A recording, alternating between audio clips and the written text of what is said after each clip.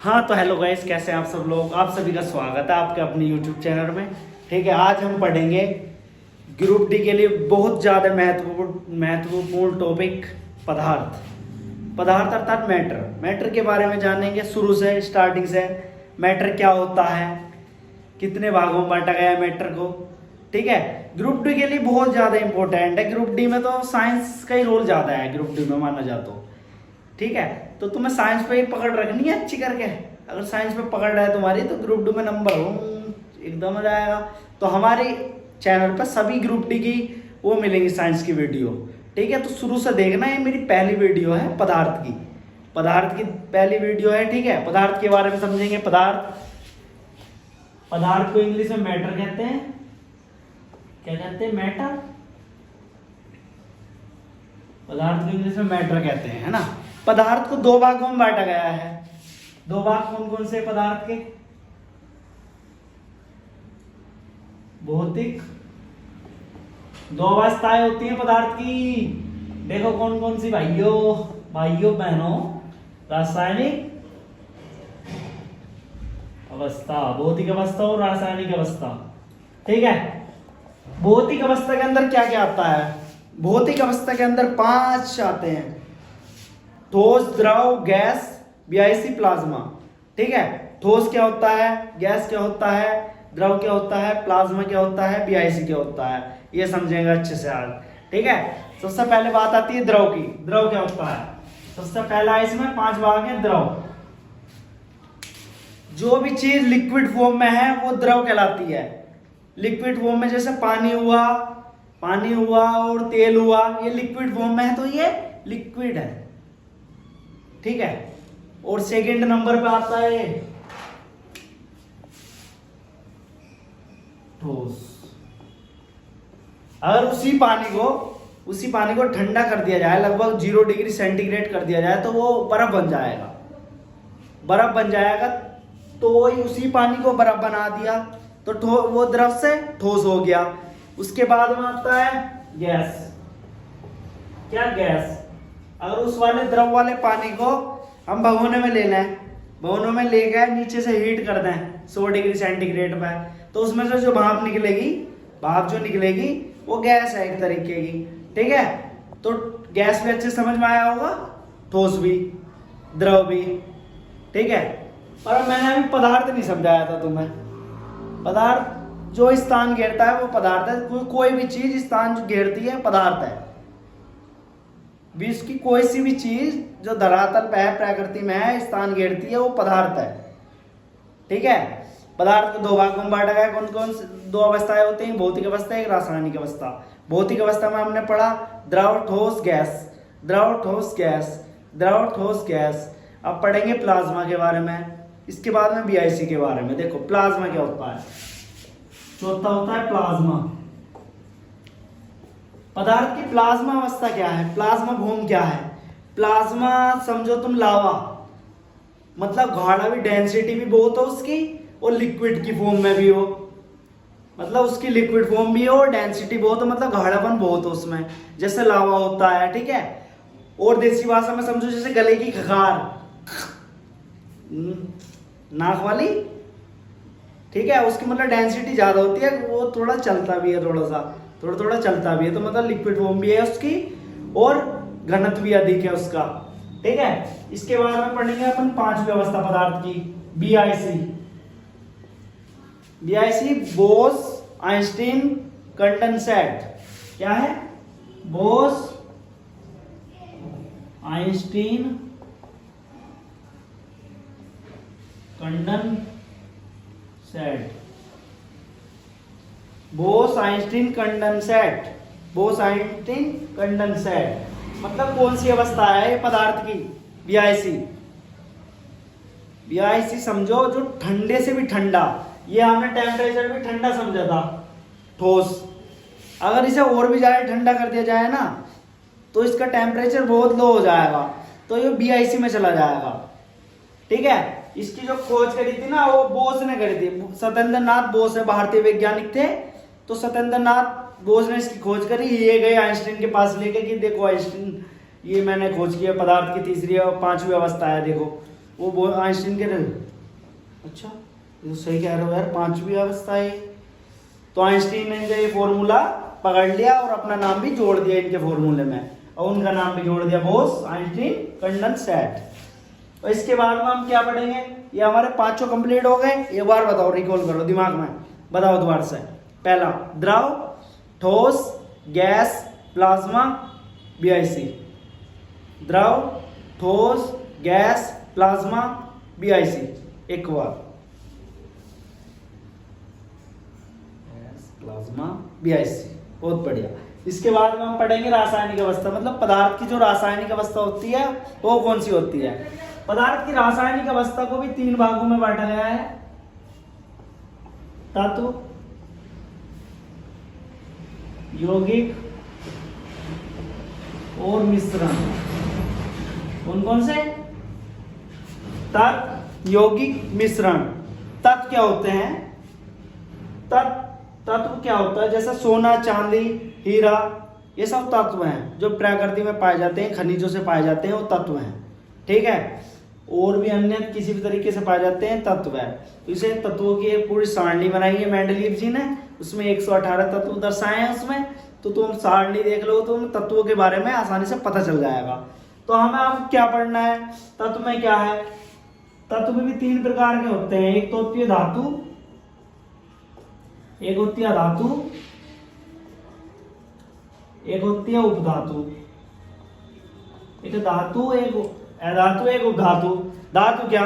धातु जो चमकदार होती है, जिसमें विद्युत का चालन हो सके, वो धातु।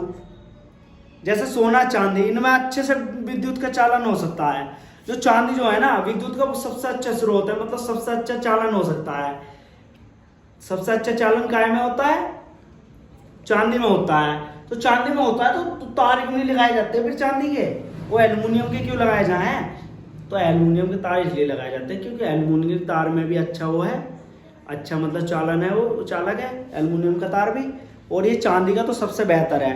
पर चांदी का अगर लगा दिया खंभों पे तो लोग उतार कर खींच कर बेच आएंगे, इतनी महंगी मिलाए ना चांदी, तो क्यों लगाएंगे? एल्युमिनियम का लगाएंगे। वो तो भाई चोर ले जाएंगे चुरा के। तुमने देखा होगा अब भी गांवों में मोटर जुड़ जाए हैं, 12 बजे से जुड़ जाए ना, तो बताओ अब भी ये काम चल रहे हैं। तो अगर चांदी के लगा लगे उस पर, तो चांदी के तो भाई पता ही नहीं चल रहा, रात में लगाया दिन लगाया, सरकार थक जाएगी लगाते लगाती। ठीक है, तो इसके बाद में हम पढ़ेंगे अधातु, जिसमें चालन नहीं होता विद्युत का। जैसे लकड़ी में क्या चालन हो सके विद्युत का? नहीं, करंट नहीं हो सकता ना। नीचे से करंट लगा, ऊपर खड़े हो जाओ, करंट नहीं लगेगा तुम्हारे। और चालन जैसे लोहा, सोना, चांदी, कितना ही बड़ा चांदी ले लो, उसके ऊपर खड़े हो जाओ, नीचे करंट दे दो, हिल जाओगे बड़ी करके, है ना। अब तो इसके बाद में हम क्या पढ़ेंगे? उपधातु। उपधातु ऐसी है, मतलब उसमें चालन भी हो सके और मतलब चालक भी हो और अचालक भी हो, मिक्स हो, हल्का चालक हो, हल्का चालक हो, तो क्या हो गया वो? उपधातु। इसमें क्या है? जैसे सोना, चांदी, और धातु में क्या है? लकड़ी। ठीक है, उपधातु में क्या है? Silicon, germanium. सिलिकॉन और जर्मेनियम काय में है? उपधातु के अंदर। ठीक है, ये हमारा कंप्लीट हुआ। रासायनिक अवस्था, पदार्थ की रासायनिक अवस्था को 3 भागों में बांटा गया। तत्व, यौगिक, मिश्रण। तत्व यौगिक मिश्रण। कौन सा? तत्व यौगिक मिश्रण। तत्व यौगिक मिश्रण। तत्व यौगिक मिश्रण। तत्व यौगिक मिश्रण। कौन से 3 भागों में बांटा गया है? तत्व यौगिक मिश्रण में 3 भागों में बांटा गया है। इसके बाद में हम यौगिक के बारे में समझेंगे। यौगिक क्या होता है? इसे मिटा दूं? तो इसे मिटा रहा हूं मैं। इसके बाद में हम यौगिक के बारे में समझेंगे। यौगिक क्या होता है? तत्व होता है, मतलब जैसे AgCl वगैरह ये तत्व हैं। और यौगिक क्या है? ये तो सिंगल है। और यौगिक में अगर ये सिंगल डबल कर ले अपने आप को, जो समझ लेते ही कर रहा है, आई नया सेटिंग पटा ली, तो ये यौगिक हो गया।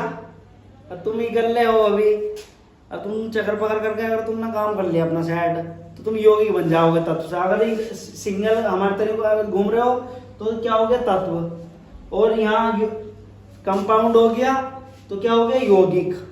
तो यौगिक को भी दो भागों में बांटा गया। यौगिक पहले समझो, जैसे ये सिंगल सिंगल है, ये दोनों मिल जाना है Ag प्लस Cl, तो क्या हो गया AgCl। तो यो यौगिक हो गया, ये सिंगल वाला तत्व है और डबल वाला यौगिक हो गया। तो इस यौगिक को भी दो भागों में बांटा गया है। पहला तो है कार्बनिक, कार्बनिक यौगिक, कार्बनिक यौगिक, ठीक है। और दूसरा है अकार्बनिक यौगिक। कौन सा? अकार्बनिक यौगिक।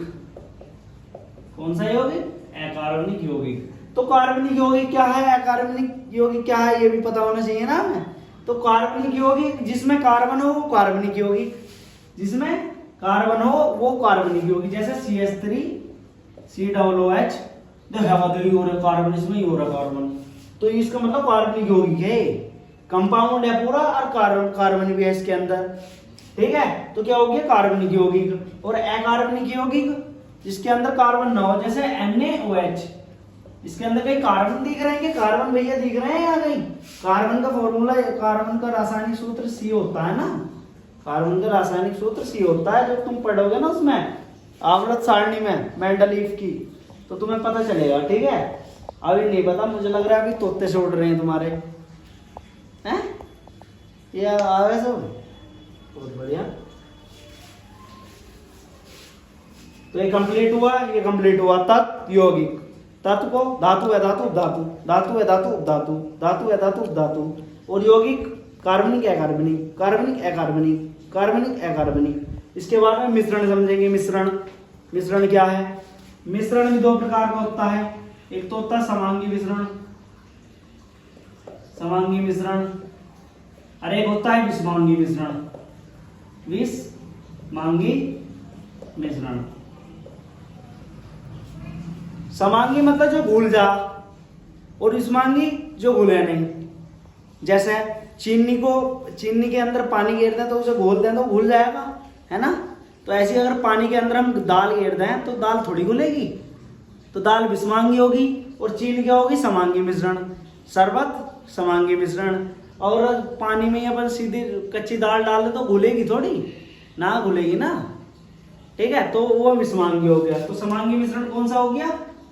समांगी मिश्रण जैसे शरबत, और विषमांगी मिश्रण जैसे दाल पानी, ऐसे थोड़ी मिला लोगे। या एक लो अरहर की दाल, एक लो मूंग की दाल, दोनों को मिलाओ, देखे कि एक जगह मिल जाएंगी? नहीं ना, अलग अलग दिखेंगे ना कर्ण। ये उसके लाल कर्ण है, उसके हल्के मिट्टी वाले कलर है, तो एक जगह मिल के वैसी मिलेगी नहीं, मतलब मिश्रण नहीं बनेगा उसका। और पानी में घुल जाएगी पूरा चीनी, तो शरबत बन गया, पानी में घुल गया। और ये दाल पानी, और दाल और दूसरी दाल, दो तरीके, दो वैरायटी की दाल ले लो, उन्हें क्या मिलाओ तो उनके दाने अलग अलग दिखेंगे, है ना। ऐसा थोड़ी एक दोनों उसमें चौड़े से बढ़, मैं बढ़ूँ तो बड़ा है, मैं छोटो ले तेरे अंदर बढ़ूँ, मैं ऊपर ढक्कन लगा दूंगा, ऐसा थोड़ी होगी, है ना। तो वो अलग अलग रहेंगे ना, तो वो विषमांगी है, वो मिल नहीं सकते। और समांगी जो मिल जाएंगे वो समांगी है। जैसे चीनी डाल दी हमने पानी के अंदर तो वो समांगी मिश्रण। तो इसी के साथ फिर विदा लेते हैं हम, ठीक है। एक बार और फिर से रिकॉल मारते हैं इसको। पदार्थ जो प्रकृति में पाया जाता है, वो स्थान घेरता है, वो पदार्थ कहलाता है। पदार्थ को दो अवस्थाएं होती हैं, एक तो भौतिक अवस्था, एक रासायनिक अवस्था। भौतिक अवस्था जो है उसको 5 भागों में, द्रव, ठोस, गैस, द्रव, ठोस, गैस, प्लाज्मा, BIC, ठीक है। इसके बाद में रासायनिक। रासायनिक में क्या है? तत्व यौगिक मिश्रण, तत्व यौगिक मिश्रण। और तत्व को भी 3, धातु है धातु उपधातु, धातु है धातु उपधातु, धातु है धातु उपधातु। और यौगिक को भी कार्बनिक अकार्बनिक, कार्बनिक अकार्बनिक, कार्बनिक अकार्बनिक। फिर मिश्रण, मिश्रण को समांगी मिश्रण, विषमांगी मिश्रण, समांगी मिश्रण, विषमांगी मिश्रण, समांगी मिश्रण, विषमांगी मिश्रण। तो मिश्रण को 2 भागों में पढ़ लिया, समांगी मिश्रण, विषमांगी मिश्रण, ठीक है। फिर इसी के साथ विदा लेते हैं।